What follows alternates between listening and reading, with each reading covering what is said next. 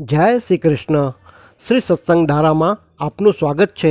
આજના સત્સંગમાં શ્રી મહાપ્રભુજીના સેવક પૂરણમલ જયમલ ક્ષત્રિયની વાર્તાના દર્શન કરશું. પૂરણમલ લીલામાં લલિતા સખીના સખી હતા. નામ હતું ચિત્રલેખા.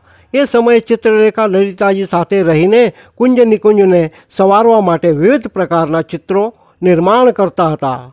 પૂરણમલનો અંબાલામાં એક ક્ષત્રિયને ત્યાં જન્મ થયો.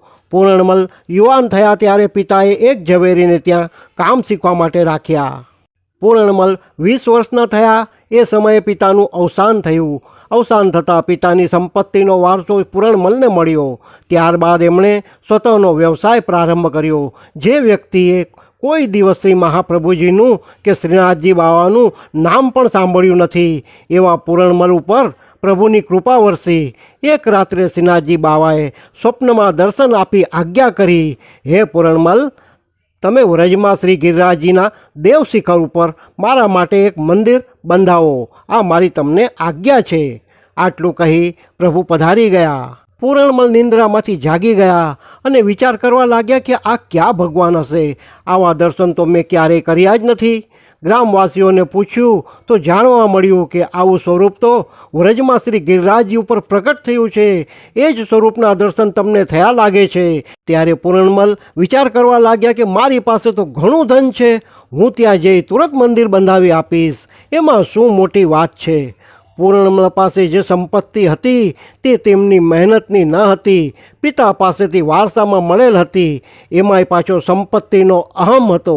જે જીવ મહેનત કરી પૈસા કમાય નહીં ત્યાં સુધી શ્રીનાથજી બાવા એની સેવા પણ સ્વીકારતા નથી. પૂરણમલ ધન એકઠું કરી જતીપુરામાં આવ્યા. રામદાસ ભીતરિયાને તથા સદ્દુ પાંડેને મળ્યા અને સંપૂર્ણ વૃત્તાંત કહ્યો. ત્યારે સદ્દુ પાંડેએ કહ્યું, તમારે આ કાર્ય માટે શ્રી મહાપ્રભુજીને મળી એમની આજ્ઞા લેવી પડે.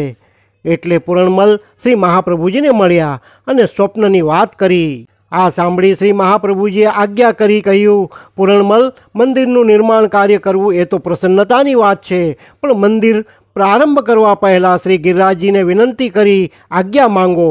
એ આજ્ઞા આપે ત્યારે જ મંદિરનું કાર્ય થશે. ત્યારે પૂરણમલે 2 હાથ જોડી શ્રી ગિરિરાજજી બાવાને પ્રાર્થના કરી, હે ગિરિરાજજી બાવા, આપના ચરણારવિંદમાં વંદન કરી એક વિનંતી કરું છું.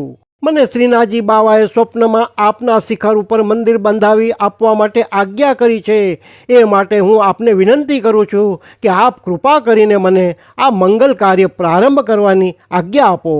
ત્યારે શ્રી ગિરિરાજજી બાવાએ કહ્યું, હે પૂરણમલ, તમે શ્રીનાથજી બાવાના સુખનો વિચાર કરી મંદિર બાંધવા માટે મને વિનંતી કરી છે. એ ઉપરાંત તમને પ્રભુની આજ્ઞા પણ થઈ છે. એટલે હું મારા ઉપર થનાર પ્રત્યેક પ્રહારોને સહન કરવા તૈયાર છું, કારણ કે આ તો શ્રીનાથજી બાવાનું મંદિર બાંધવાનું કાર્ય છે.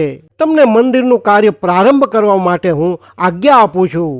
આજ્ઞા મળતા જ મંદિરનો પાયો ખોદવાનું કાર્ય પ્રારંભ થયું. એ સમયે શ્રીનાથજી બાવાએ એવી લીલા કરી કે પાયો ખોદવામાં જ એનું બધું ધન સમાપ્ત થઈ ગયું. પણ પૂરણમલ હિંમત હાર્યા નહીં. એમની ટેક હતી. મંદિર બંધાવી આપવાનો મનોરથ હતો, એટલે કાર્ય તો પૂર્ણ કરવાનું જ હતું.